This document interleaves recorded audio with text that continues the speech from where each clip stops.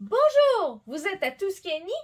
Aujourd'hui, on fait une réparation d'une couverture d'éveil qui a été faite pour moi quand j'étais bébé, que ma soeur a eu en partie. Et on passe à la génération suivante. C'est l'enfant de ma petite soeur qui va l'avoir. Je vous présente une œuvre de ma mère qu'elle a fait pour moi quand j'étais bébé, qui veut dire il y a 47 ans. Avant qu'on appelle ça des tapis sensoriels, ben ma mère en avait fait un. Là, je vais vous montrer en détail. Il est à réparer. Il y a quelques endroits qui ont un petit peu mal vieilli. Ça fait que je vais le réparer pour le bébé de ma soeur. Voici des parties, petit serpent, il y a des tissus plus rugueux. Ça, c'est plutôt rugueux, c'était 100% polyester. Il y a des tissus. Ça, c'est de la laine. Ça, c'est encore plus rugueux. La partie verte ici est rugueuse. Ça, c'est de la flanellette. Ça, c'est doudou, un tricot. Ça aussi, oh, c'est doudou. Ça, c'est plus rugueux.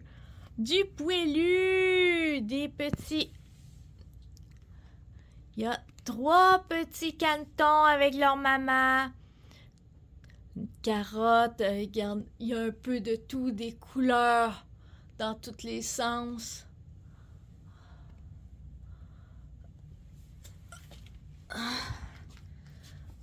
Ça, là, c'est doudou, doudou, doudou, ça. Lui, ça va.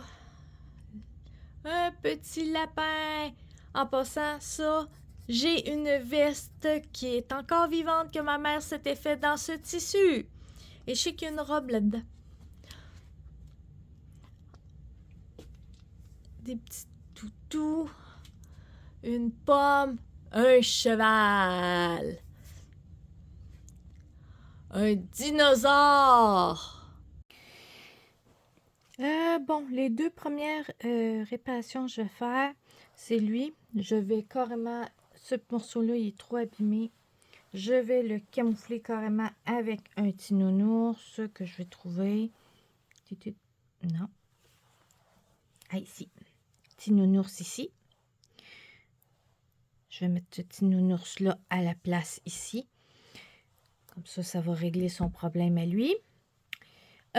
Celle-là, il y a une petite affaire ici. Je vais juste passer un zigzag blanc ici pour rattraper. Le lapin, il a commencé à être, mais tout le tour, je vais refaire un zigzag partout, plus large, plus loin, pour faire le contour complet. Comme ça devrait régler le problème. Ici, je vais mettre un autre morceau carrément.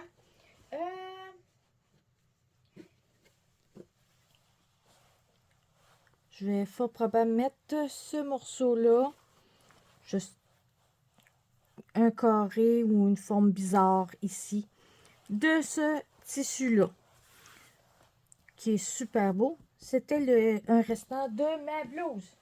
J'ai pas beaucoup de restants de ma blouse, je peux vous le garantir. Ça fait que je vais l'utiliser.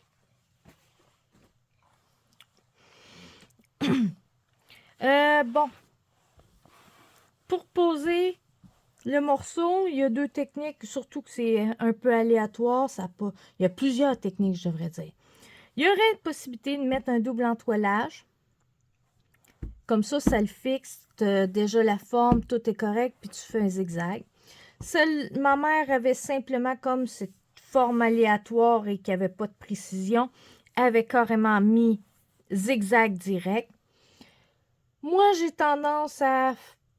Pour certaines choses, ça dépend. Je vais voir ce que je vais faire. Mais ça peut être simplement, tu fais une couture droite et tu retailles à côté. Et après ça, tu fais le zigzag. C'est la technique que j'avais utilisée pour le sapin de Noël sur mon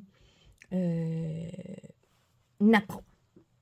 Ça fait qu'on va faire ces réparations-là et je vous ramène ça tout de suite après. Bon, Nounours a été posé. Finalement, je l'ai posé comme ma mère les avait posés. Zigzag direct, puis on coupe. Regardez, comme ici, le zigzag a été fait. Et je coupe le plus près que je suis capable de le faire. Tout simplement. Comme ça. Et c'est pas plus compliqué que ça. Je veux pas non plus me casser la tête. Je vais faire ça tout le tour. Et je me suis rendu compte, à force de le manipuler, qu'il y en avait besoin d'un petit peu de réparation ici. J'ai refait le zigzag ici. J'ai refait le zigzag sur le rose ici. Il y avait un petit endroit qui en manquait. Puis le lapin, regardez. Le lapin a été refait le zigzag dessus. Ici, il y avait besoin d'un petit peu de zigzag, juste pour dire qu'il en manquait. Puis, je remarque en le manipulant qu'ici est sur le point de lâcher. Ça fait que je vais faire un zigzag ici. Je vais en faire un là. Puis, un autre endroit qui a un petit... Je vais refaire un zigzag ici. Puis, après ça, ça devrait être beau, beau, beau. Il repart pour une tournée d'un autre bébé. Une chose. Quand vous faites un zigzag, dans ce cas-ci, très large, vous n'avez pas besoin de le mettre très proche. Mais si vous le faites petit, le zigzag, faut qu'il soit très, très rapproché. Autrement, ça finit par lâcher facilement, comme ce qui est arrivé ici. Et c'est ça qui est arrivé à quelques endroits. Bon, à part le carolé ici où ça a lâché, le tissu est... c'est un tissu qui est déjà tissé très lâche. Ça fait qu'il n'y a pas beaucoup de solidité. C'est quasiment un voile. Ça fait qu'il y a... C'est ça qui fait qu'il a lâché plus que d'autres choses. Bon, ben, je vous finis ça, puis il sera prêt pour un autre petit tour de bébé. Voici, elle est toute réparée. Il y en avait beaucoup de petites réparations. Et pourtant, elle a 47 ans, cette petite couverte-là, et elle m'a supporté. Elle a supporté ma soeur. Et maintenant, on passe à la génération suivante. Ça fait que les deux bouts de tissu tout nouveaux, il y a celui-là et celui-là. Le reste, tout a été réchappé. Il y avait ici repassé ici, ça commence à lâcher. Il y avait ici, ça avait un petit peu lâché. Ici, il y avait ici une petite affaire. Puis l'oreille ici, le lapin qu'on a arrangé. Ça fait que je suis bien contente de la réparation. Ça fait que ma soeur pourra l'avoir. Youpi!